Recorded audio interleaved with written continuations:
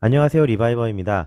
야심차게 준비했던 기아 자동차의 신형 4세대 소렌토 MQ4가 많은 기대를 모았던 하이브리드 사전 계약이 중단되는 사태가 발생했습니다. 사전 계약은 2월 20일에 시작됐지만 다음 날인 2월 21일 오후 4시부터 하이브리드에 한해 중단되었는데요. 어떤 사유로 발생했는지 그리고 앞으로의 대안은 무엇인지에 대해 이야기해보는 시간을 가져볼까 합니다. 먼저 기아 자동차의 공지를 자세히 보면 하이브리드 모델 사전 계약 중단 사유는 정부의 에너지 소비 효율 기준을 충족하지 못하여 친환경차 세제 혜택 대상에 포함되지 않은 것입니다.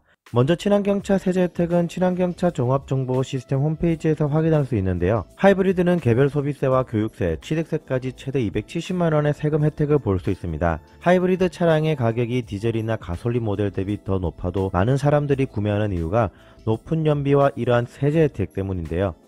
그렇다면 충족시키지 못했던 정부의 에너지 소비 효율 기준을 알아봐야겠죠. 국가법령정보센터의 환경친화적 자동차의 요건 등에 관한 규정 산업통상자원부고시 제2019-39호에서 최하단의 에너지 소비 효율의 기준을 확인할 수 있습니다. 여기서 1600cc 미만은 15.8km/L 이상의 연비를 만족시켜야 하이브리드 자동차의 기준에 충족하는데 신형 소렌토 하이브리드는 15.3km/L로 만족하지 못하는 것이 이번 문제의 핵심입니다. 게다가 이 연비는 옵션 중에서 연비에 가장 유리한 5인승 2륜구동 17인치 타이어 기준입니다. 만약 7인승의 4륜구동 19인치 타이어를 기준한다면 연비는 14 초반까지 내려갈 것으로 예상됩니다.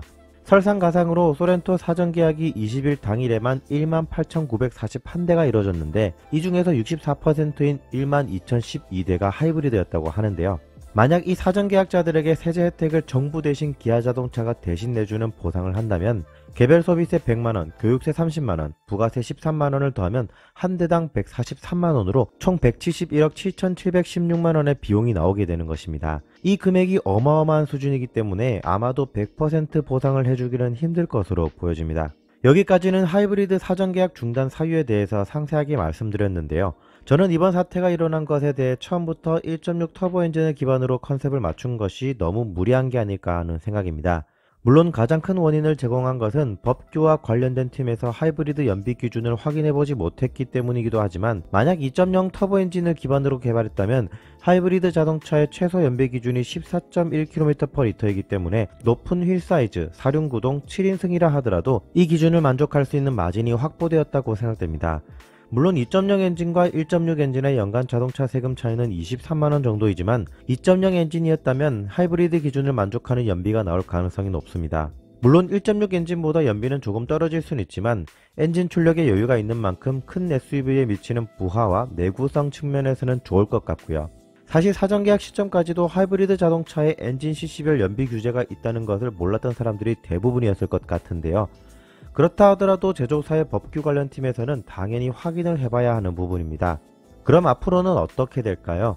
연비에 가장 유리한 17인치 휠 5인승의 2륜구동 기준 연비가 15.3km/L이기 때문에 15.8km/L 기준은 적어도 1년 안에 맞추기 힘들 겁니다. 하이브리드도 선호하고 6인승의 4륜구동 선호도도 높아지고 있기 때문에 휠 사이즈와 구동 방식, 승차 인원별 옵션을 모두 충족할 수는 없을 겁니다.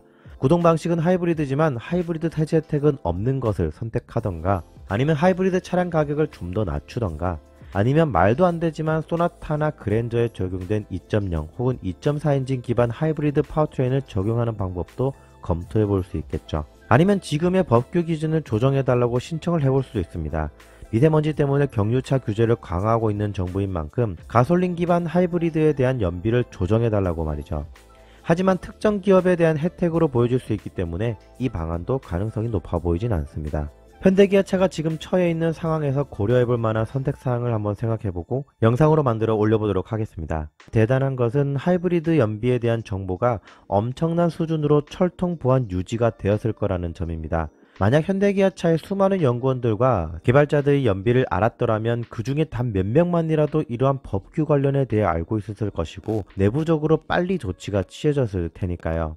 마지막으로 이런 사례들을 보면 현대차가 유리한 개발 일정을 갖고 있다는 것이 맞는 것 같은데요. K7 프리미어에 2.5 스마트 스트림 엔진을 처음 적용하면서 초기 품질 문제가 생겼었지만 이후에 출시된 그랜저 페이스리프트에서는 해결이 된 이후에 나왔고 제네시스 G70과 플랫폼을 공유하는 스팅어도 먼저 출시되면서 엔진룸 화재 관련 이슈가 간혹 있었지만 지취곡은 특별히 없었죠. 이번에도 소렌토가 산타페 페이스리프트보다 먼저 출시되면서 이러한 리스크를 먼저 떠안게 된 겁니다.